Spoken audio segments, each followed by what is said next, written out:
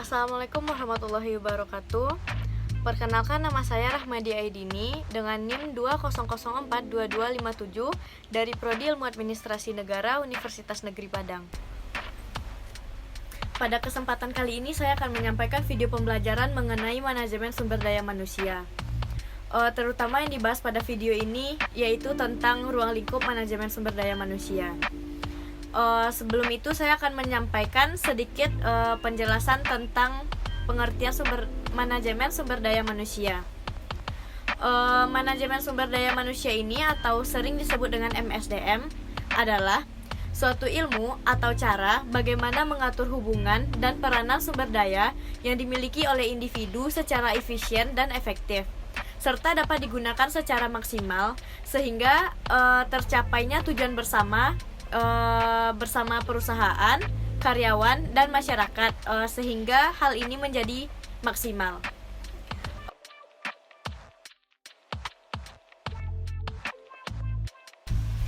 Baiklah, selanjutnya kita akan membahas mengenai ruang lingkup manajemen sumber daya manusia. Ruang lingkup yang pertama yaitu tentang perencanaan.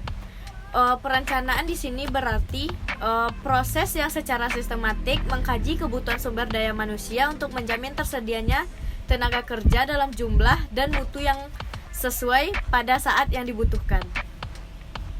Ruang lingkup yang kedua yaitu rekrutmen dan seleksi. Rekrutmen atau penarikan adalah proses menarik perhatian sejumlah orang dan mendorong mereka untuk melamar pekerjaan pada suatu organisasi. Hasil proses rekrutmen adalah sekumpulan pelamar yang memenuhi syarat. Sedangkan seleksi berarti proses untuk memilih orang-orang dari sekumpulan pelamar yang paling cocok dengan posisi yang ditawarkan dan dengan organisasi. Hasil proses seleksi adalah para calon pegawai yang paling memenuhi syarat di antara pelamar. Ruang lingkup yang ketiga yaitu adalah penempatan.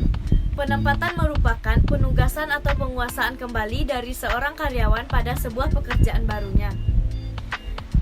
Ruang lingkup yang keempat yaitu pengembangan. Pengembangan sumber daya manusia adalah suatu upaya terencana yang dilakukan oleh manajemen untuk meningkatkan kompetensi pekerja dan untuk kerja organisasi melalui program-program pelatihan, pendidikan, dan juga pengembangan.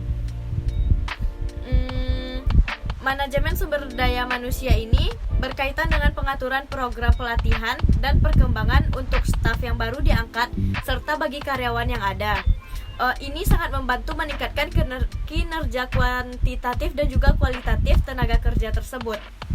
Pengembangan membuat karyawan unggul dalam posisi mereka yang berkompeten untuk tanggung jawab akan pekerjaan yang lebih tinggi di masa depannya. Ruang lingkup yang kelima yaitu manajemen kinerja.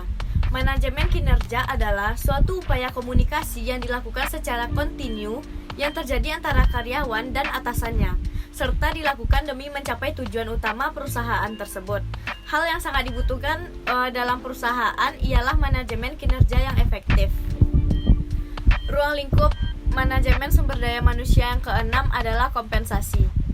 Kompensasi merupakan segala suatu hal yang diterima baik berupa fisik maupun non-fisik oleh seseorang. Manajemen sumber daya manusia melakukan fungsi menentukan struktur gaji untuk karyawan yang berbeda-beda berdasarkan kualifikasi, efisiensi, pengalaman, serta sifat pekerjaan. Ini juga menentukan penghargaan dan inisiatif yang harus dibayarkan untuk kontribusi mereka atau para pekerja terhadap organisasi yang mereka jalani. Ruang lingkup manajemen sumber daya manusia yang terakhir yaitu adalah pemberhentian. Pemberhentian berarti pemutusan hubungan kerja atau PHK antara suatu badan organisasi dengan seseorang atau beberapa orang pekerja atau pegawai karena adanya penyebab tertentu. Pemutusan ini bisa jadi merupakan keinginan yang ada pada organisasi atau badan usaha tersebut dan juga bisa merupakan keinginan dari pegawai itu sendiri. Sekian sedikit penjelasan mengenai ruang lingkup manajemen sumber daya manusia yang bisa saya berikan. Semoga bermanfaat dan jika ada kesalahan mohon dimaafkan. Assalamualaikum warahmatullahi wabarakatuh.